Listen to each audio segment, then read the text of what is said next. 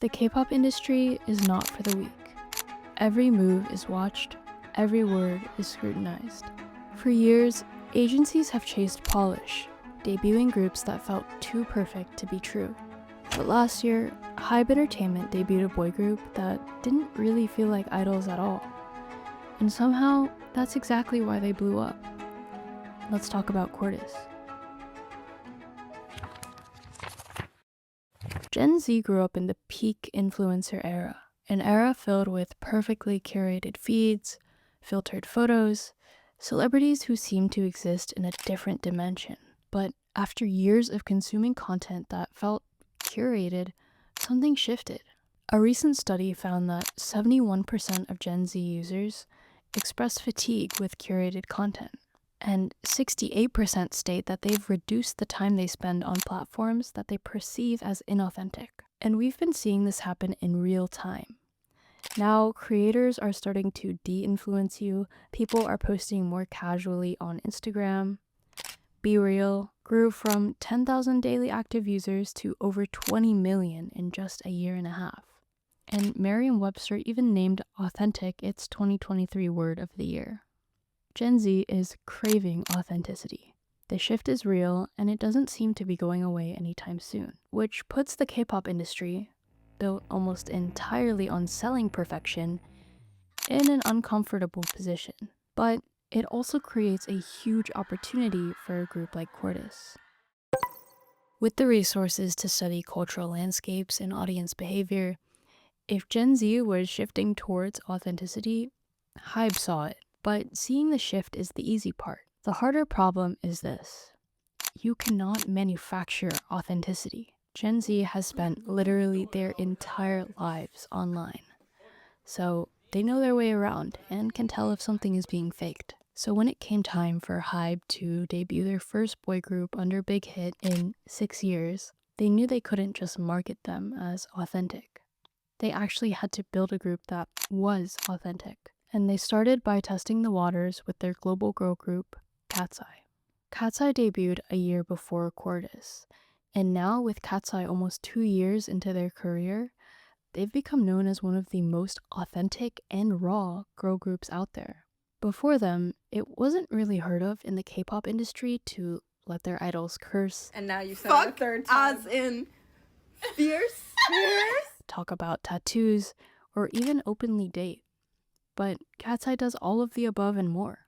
The funny thing is that allowing KATSEYE to do such things didn't really seem like the plan. KATSEYE was probably going to follow the same rules that most other idol groups did. But everything changed after one live stream in 2024. A clip went viral of the members cursing before the start of a live stream because they didn't know that the cameras were already rolling.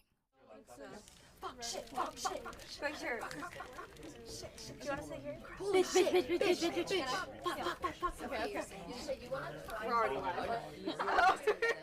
The video went viral almost immediately, and the response? Overwhelmingly positive. Fans fell for KATSEYE in that moment, not because of a perfectly executed debut stage, but because they saw who these girls actually were.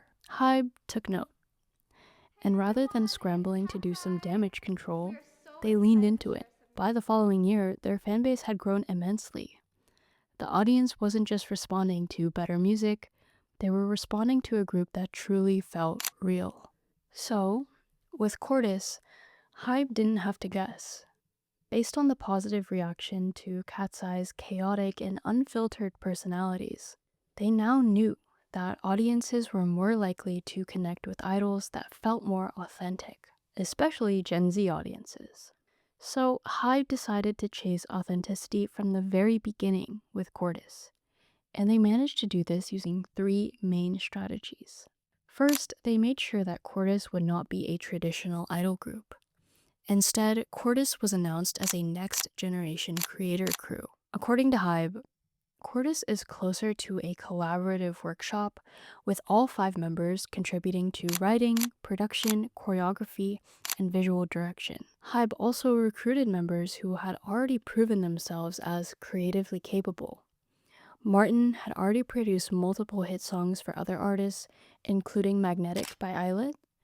James had already choreographed other artists' dances, including Deja Vu by TXT. From writing and producing their own songs to creating their own choreography to even shooting some of their own music videos, all members of CORTIS have a part in how they show themselves to the world.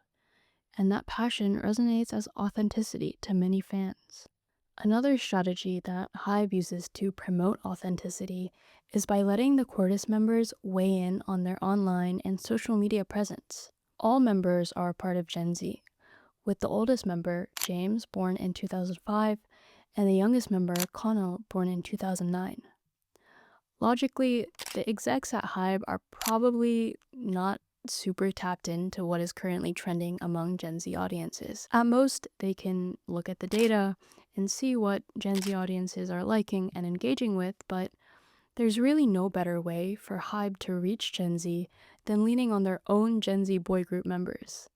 Although it's impossible that every single post is planned by the CORTIS members, it's clear that their input is taken into account, and it's definitely paid off. The CORTIS TikTok account has one of the highest engagement rates of all active K-pop group accounts, with each post averaging a few million views. And their YouTube also has a Gen Z vibe to it, with the YouTube video titles seemingly written by the members themselves.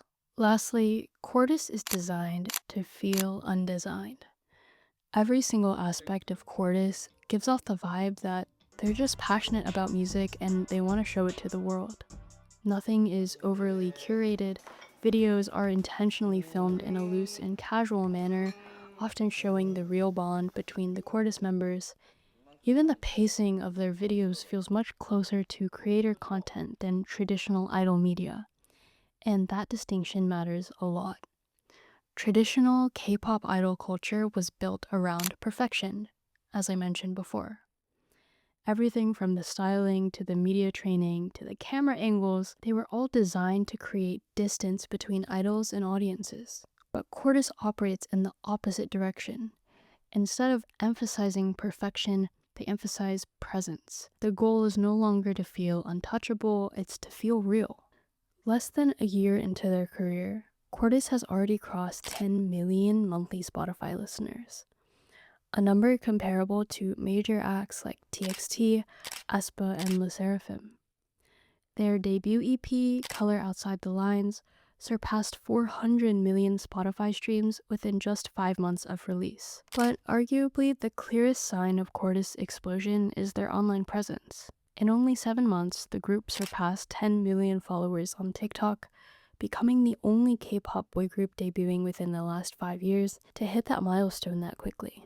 And what's interesting is that their popularity does not feel confined to one market, which is often what happens when a group debuts. Their audience is spread globally across the US, South Korea, Indonesia, Thailand, Brazil, and beyond. Which makes sense for a group whose entire identity was built around internet culture in the first place.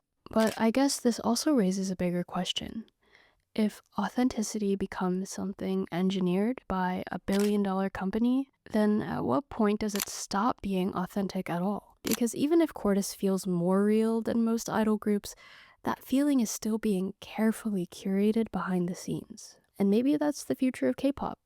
Not idols built around perfection, but idols built around perceived authenticity. Where the industry goes from here is still unclear, but for now, CORTIS may be the clearest example yet that breaking traditional idol norms isn't a risk anymore.